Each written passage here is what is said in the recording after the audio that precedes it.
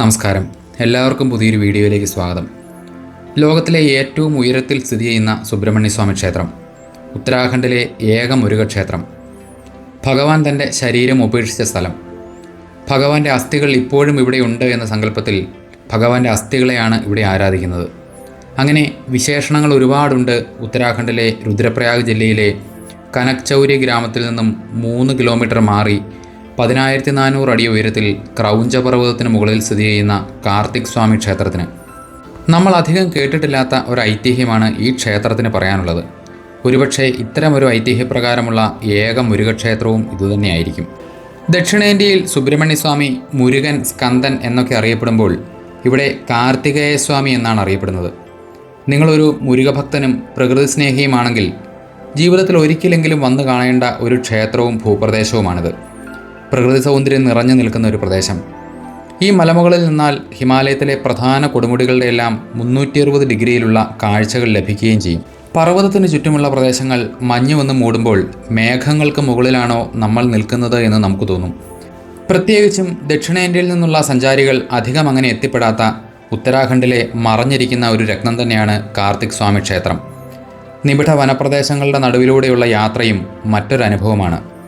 എന്തുകൊണ്ടാണ് മുരുകക്ഷേത്രങ്ങൾ മിക്കവാറും ഇതുപോലുള്ള മലമുകളിൽ കാണപ്പെടുന്നതെന്ന് നിങ്ങൾ ചിന്തിച്ചിട്ടുണ്ടോ? അതിനുള്ള ഉത്തരവും ഈ വീഡിയോയുടെ ഇടയിൽ പറയാം. ഹരിദ്വാർ ഋഷികേശ് വഴി രുദ്രപ്രയാഗിലെത്തി അവിടെ നിന്നും ഒരു 40 കിലോമീറ്റർ പൊഖാരി റൂട്ടിൽ സഞ്ചരിച്ചാൽ കാർത്തിക് സ്വാമിയുടെ ബേസ് ക്യാമ്പായ കനക്ചൗരിയിലെത്താം. അവിടെ നിന്നും ഒരു 3-3.5 കിലോമീറ്റർ കാൽനടയായോ കുതിരപ്പുറത്തോ സഞ്ചരിച്ചാൽ ക്ഷേത്രത്തിലേക്കെത്താം. നമുക്ക് ഈ യാത്രയുടെ വിശദമായ കാഴ്ചകളും വിശേഷങ്ങളും ഒന്ന് മനസ്സിലാക്കാം.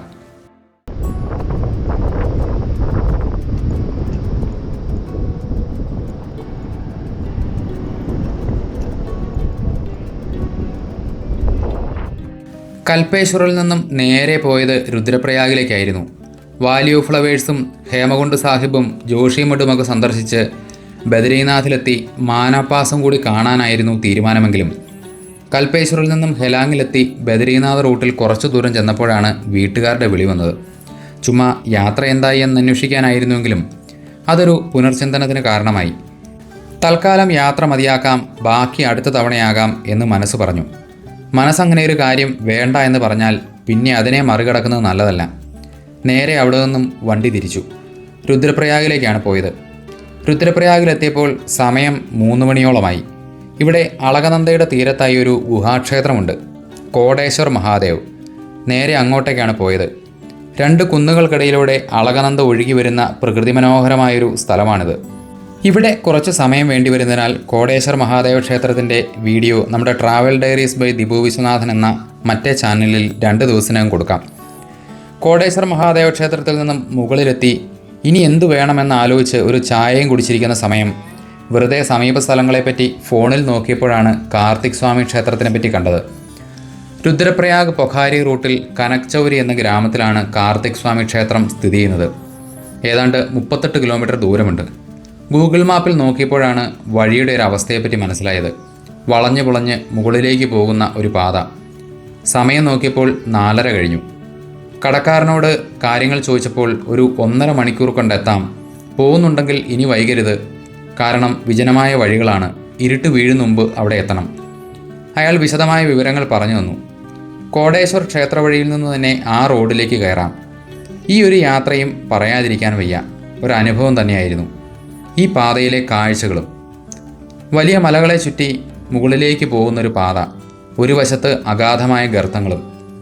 കഷ്ടിച്ച് ഒരു ബസ്സിന് പോകാനുള്ള വീതിയേയുള്ളൂ പല ഭാഗങ്ങളിലും. സമയം വൈകിയതിനാൽ വീഡിയോകൾ അധികം എടുക്കാൻ സാധിച്ചില്ല. സമയം ഏതാണ്ട് 6 മണിയോടെടുക്കുന്നു. വനപ്രദേശങ്ങളായതുകൊണ്ട് തന്നെ ഇരുട്ട് വീണ് തുടങ്ങിയിരുന്നു. ഇടയ്ക്കിടയ്ക്ക് ചെറിയ ചില ഗ്രാമങ്ങൾ കണ്ടു. പുല്ലിൻ്റെ കെട്ടും ചുമന്നുകൊണ്ട് പോകുന്ന ഗ്രാമീണ സ്ത്രീകൾ. ഈ റൂട്ടിൽ ഗൂഗിൾ മാപ്പിനെ തീർത്തും അങ്ങനെ വിശ്വസിക്കരുത്, വഴി ചോദിച്ചു തന്നെ പോകണം. ഇടയ്ക്ക് 1-2 വാഹനങ്ങൾ പോയതൊഴിച്ചാൽ വഴി തീർത്തും വിജനമായിരുന്നു. ഒരു 15 കിലോമീറ്ററോളം ദൂരം നിബിഡമായ വനപ്രദേശത്തുകൂടിയാണ് ഈ റോഡ് കടന്നു പോകുന്നത്. ചെറിയൊരു ഭയവും തോന്നാതിരുന്നില്ല. എന്തായാലും ഒരു 6:45 ആയപ്പോഴേക്കും കനക്ചൗരിയിലേക്കെത്തി. ഒരു ചെറിയ ടൗണാണിത്. ചായ കുടിക്കാനായി കയറിയ ഹോട്ടലുകാർ തന്നെ റൂം തരാമെന്ന് പറഞ്ഞു. പക്ഷേ കുറച്ചപ്പുറത്തേക്ക് മാറി താഴെയുള്ള ഒരു ഭാഗത്താണിത്. 600 രൂപയ്ക്ക് നല്ല സൗകര്യമുള്ള ഒരു മുറി. കുളിച്ച് ഒരല്പം വിശ്രമത്തിന് ശേഷം മുകളിലെ ഹോട്ടലിൽ പോയി ആഹാരവും കഴിച്ച് റൂമിലേക്ക് മടങ്ങുന്ന വഴി ഒരു വീട്ടിലെ നായ് എന്നെ കണ്ട് ഭയങ്കര ബഹളം. ഞാൻ അനങ്ങാതെ അവിടെ തന്നെ നിന്നു. കുറച്ച് കഴിഞ്ഞപ്പോൾ ഞാൻ പ്രശ്നക്കാരനല്ലെന്ന് മനസ്സിലാക്കിയിട്ടാവും അവൻ ശാന്തനായി. ഞാൻ മുറിയിൽ ചെന്ന് കുറച്ചു നേരം കഴിഞ്ഞപ്പോൾ പുറത്തൊരു ശബ്ദം കേട്ട് മുറി തുറന്നു നോക്കിയപ്പോൾ ആ നായ് വാതിലിന് മുൻപിൽ കിടക്കുന്നു, ഒരു കാവലെന്ന പോലെ. പിറ്റേന്ന് നേരം വെളുക്കുന്നതുവരെ മുറിയുടെ മുൻപിൽ കിടപ്പുണ്ടായിരുന്നു. ഒറ്റപ്പെട്ട ആ സ്ഥലത്ത് അവൻ എനിക്ക് തന്ന ധൈര്യം നിസ്സാരമായിരുന്നില്ല. രാവിലെ ഒരു 6:30 ഒരു ചായയും കുടിച്ച് ക്ഷേത്രത്തിലേക്കുള്ള യാത്ര ആരംഭിച്ചു. ക്ഷേത്രഗോപുരം കടന്നു കഴിയുമ്പോൾ വനംവകുപ്പിൻ്റെ ഒരു ചെറിയ ചെക്ക് പോസ്റ്റ് കാണാം. അവിടെ തിരിച്ചറിയൽ രേഖകളൊക്കെ ഹാജരാക്കി ഒരു 150 രൂപ ഫീസ് അടയ്ക്കുകയും വേണം. ഇടറോഡിലൂടെ കുറച്ച് ചെല്ലുമ്പോൾ ഗ്രാമത്തിൻ്റെ മുകൾ ഭാഗത്തായി കുറച്ച് കടകളും ലോഡ്ജുകളുമൊക്കെയുണ്ട്. അവിടെ നിന്നും ഒരു 1/2 കിലോമീറ്റർ നടന്നപ്പോഴേക്കും ഇടതൂർന്ന വനപ്രദേശത്തേക്ക് കടന്നു. ഉരുളൻ കല്ലുകളും മരങ്ങളുടെ വേരുകളും നിറഞ്ഞൊരു പാത. ചില ഭാഗങ്ങളിൽ കുത്തനെയുള്ള കയറ്റങ്ങളാണ്. ചിലയിടങ്ങളിൽ വിശ്രമ കേന്ദ്രങ്ങൾ നിർമ്മിച്ചിട്ടുണ്ട്. മലയുടെ ഒരു വശത്തുകൂടിയാണ് ഈ പാത കടന്നു പോകുന്നത്. ധാരാളം റോഡോഡെൻഡ്രോൺ മരങ്ങളും ദേവദാരു വൃക്ഷങ്ങളുമൊക്കെ പാതയരികിൽ കാണാം. പുഷ്പിക്കുന്ന കാലമായിരുന്നെങ്കിൽ ഈ പാതകൾ മുഴുവനും ഇവയുടെ പൂക്കൾ നിറഞ്ഞു കിടക്കുമായിരുന്നു. രാവിലെ നല്ല തണുപ്പുണ്ടായിരുന്നതിനാൽ ജാക്കറ്റൊക്കെ ധരിച്ചാണ് ഇറങ്ങിയത്. പക്ഷേ കുറച്ചു ദൂരം കഴിഞ്ഞപ്പോഴേക്കും വിയർത്തൊലിച്ചു തുടങ്ങി. പിന്നെ ജാക്കറ്റൊക്കെ ഊരി മാറ്റിയതിന് ശേഷമാണ് യാത്ര തുടർന്നത്. തുംഗനാഥ് മധ്യമഹേശ്വർ യാത്രകളെ അപേക്ഷിച്ച് അല്പം എളുപ്പമാണ് ഈ യാത്ര. ഇത് അഗസ്ത്യമുനി വന്യജീവി സങ്കേതത്തിൻ്റെ ഭാഗമാണ്. ഇടയ്ക്കിടയ്ക്ക് മഞ്ഞ് മൂടിയ പർവ്വതങ്ങളുടെയും ഹിമാലയൻ ഗ്രാമങ്ങളുടെയും വിശാലമായ കാഴ്ചകൾ ലഭിക്കും. നിബിഡ വനപ്രദേശമായതിനാൽ കരടികളുടെ സാന്നിധ്യമുണ്ട്, സൂക്ഷിച്ചു പോകണമെന്ന് താഴെയുള്ള കടക്കാർ പറഞ്ഞിരുന്നു.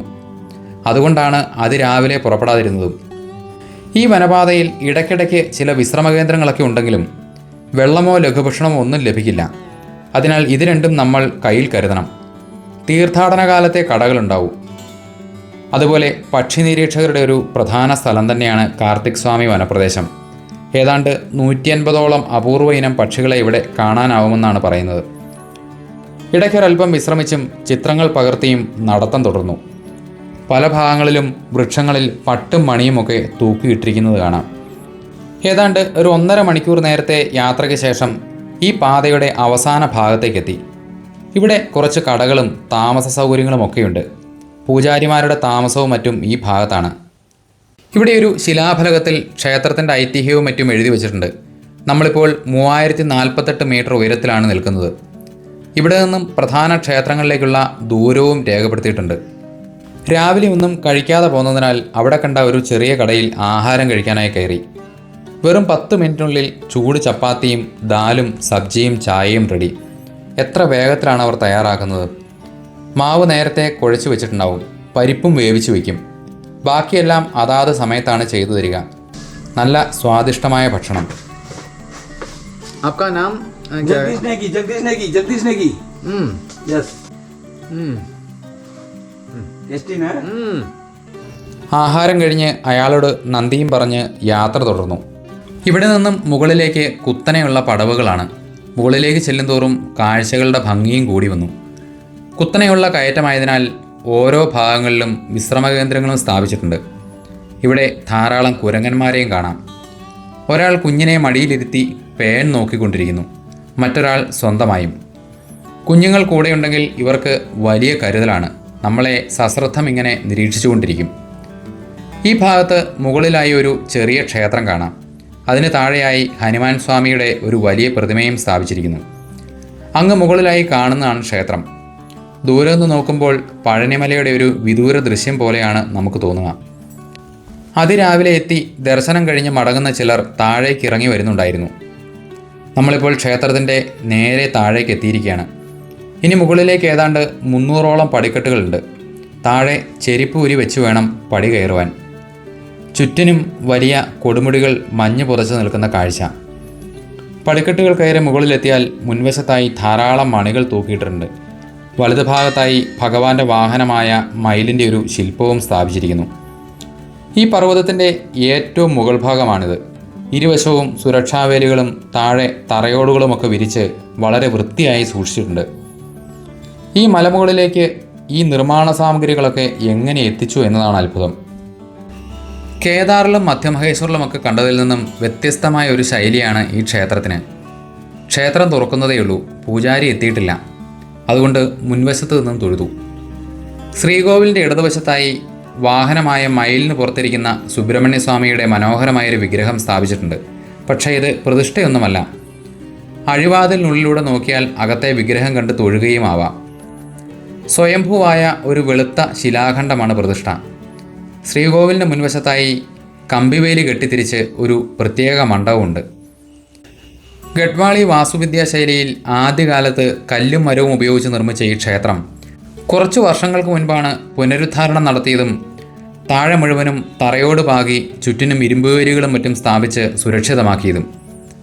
നട തുറക്കാൻ സമയമുള്ളതുകൊണ്ട് പുറത്തുനിന്ന് തൊഴുതിട്ട് ക്ഷേത്രത്തിന് ചുറ്റുമായി ഒന്ന് പ്രദക്ഷിണം വെച്ചു. ചുറ്റിനുള്ള കാഴ്ചകളെപ്പറ്റി പ്രത്യേകം വിവരിക്കേണ്ട ആവശ്യമുണ്ടെന്ന് തോന്നുന്നില്ല.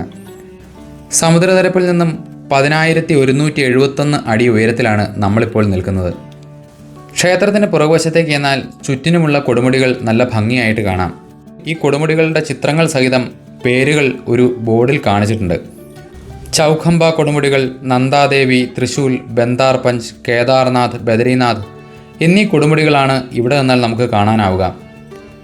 ഈ ഗംഭീരമായ ഹിമാലയൻ കൊടുമുടികൾ അതിമനോഹരമായ കാഴ്ചകളാണ് നമുക്ക് നൽകുക, പ്രത്യേകിച്ചും സൂര്യോദയ സമയത്തും സൂര്യാസ്തമയ സമയത്തും. നമുക്കിനി ഈ ക്ഷേത്രത്തെ ചുറ്റിപ്പറ്റിയുള്ള ഐതിഹ്യങ്ങൾ കൂടി ഒന്ന് മനസ്സിലാക്കാം. ഒരിക്കൽ മഹാദേവനും പാർവതീദേവിയും തങ്ങളുടെ പുത്രന്മാരായ ഗണപതിയോടും സുബ്രഹ്മണ്യ സ്വാമിയോടും പ്രപഞ്ചം മുഴുവനുമൊന്ന് ചുറ്റി വരാൻ ആവശ്യപ്പെട്ടു.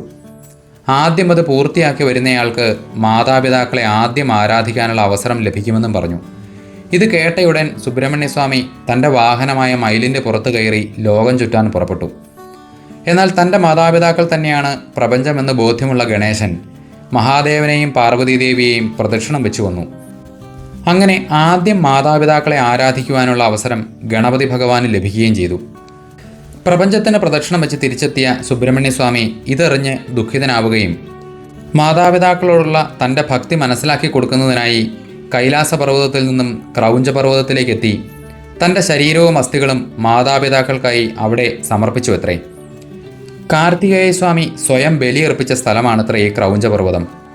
ഈ ഒരു ഐതിഹ്യപ്രകാരം ഭഗവാന്റെ അസ്ഥികൾ ഇപ്പോഴും ഇവിടെ ഉണ്ടെന്ന വിശ്വാസപ്രകാരം ഭഗവാന്റെ അസ്ഥികളെയാണ് ഇവിടെ ആരാധിക്കുന്നത്. വിചിത്രമായിരിക്കുന്നു അല്ലേ? സ്കന്ദപുരാണത്തിൽ ഈ ഒരു കഥ പറയുന്നുണ്ട്. പക്ഷേ അത് മറ്റൊരു രീതിയിലാണ്. ശൂരപത്മാസുരനെ തോൽപ്പിച്ച ശേഷം കാർത്തികേയൻ തൻ്റെ ഭൗതിക ശരീരം ത്യജിച്ച് ആത്മീയ മുക്തി നേടാൻ തീരുമാനിക്കുകയും അതിനായി അദ്ദേഹം തിരഞ്ഞെടുത്ത സ്ഥലമാണത്രേ ഈ ക്രൗഞ്ചപർവ്വതം. സ്കന്ദപുരാണം ക്രൗഞ്ചപർവ്വതത്തിൻ്റെ പ്രാധാന്യം എടുത്തു പറയുന്നുണ്ട്. ഇവിടെ ഭക്തർക്ക് ആത്മീയ മോചനവും കാർത്തികേയനിൽ നിന്നുള്ള അനുഗ്രഹവും നേടാനാകുമത്രേ. ഇവിടെ ധാരാളം മണികളും കെട്ടിത്തൂക്കിയിട്ടിരിക്കുന്നത് കാണാനാകും. കാർത്തിക പൂർണിമ ദിവസം ഇവിടെ ഒരു മണി സമർപ്പിക്കുന്നത് ആഗ്രഹപൂർത്തീകരണത്തിന് നല്ലതാണത്രേ. മറ്റു ചില ഐതിഹ്യങ്ങൾ പ്രകാരം ഭഗവാൻ ഇവിടെ നിന്നും ഈ സംഭവത്തിന് ശേഷം ദക്ഷിണേന്ത്യയിലെ ശ്രീശൈല പർവ്വതത്തിലേക്കാണത്രേ എത്തിയത്. എന്തായാലും പുരാണങ്ങളിൽ ക്രൗഞ്ചപർവ്വതം മുരുകൻ്റെ വാസസ്ഥാനമായിരുന്നു എന്ന ഐതിഹ്യങ്ങളുടെ ചൂട് പിടിച്ചാവാം ദക്ഷിണേന്ത്യയിലെയും മറ്റു സ്ഥലങ്ങളിലെയും മുരുകക്ഷേത്രങ്ങളൊക്കെ മലമുകളിൽ എത്താനുണ്ടായ സാഹചര്യവും. പിന്നീട് ഓരോന്നിനും പ്രാദേശികമായ ഐതിഹ്യങ്ങളും ഉണ്ടായിട്ടുണ്ടാവാം. ക്ഷേത്രത്തിൻ്റെ പുറകിലായി മറ്റൊരു ഭാഗം കൂടിയുണ്ട്. സംരക്ഷണവേലി ഒന്നുമില്ലാത്ത കഷ്ടിച്ച ഒരാൾക്ക് കടന്നു പോകാൻ കഴിയുന്ന ഒരു ഭാഗത്തുകൂടി വേണം അങ്ങോട്ടേക്ക് പോകാൻ. പക്ഷേ കല്ല് കെട്ടി ഉറപ്പിച്ച വഴിയാണ്. താഴേക്ക് നോക്കിയാൽ ഇരുവശവും അഗാധമായ ഗർത്തങ്ങളും. പക്ഷേ അങ്ങേ അറ്റത്തേക്ക് എത്തിയാൽ കിട്ടുന്ന വിശാലമായ ഒരു കാഴ്ചയുണ്ട്. അതൊന്ന് വേറെ തന്നെയാണ്. നമ്മൾ ലോകത്തിൻ്റെ അങ്ങേ അറ്റത്തേക്ക് എത്തിയോ എന്ന് പോലും തോന്നും.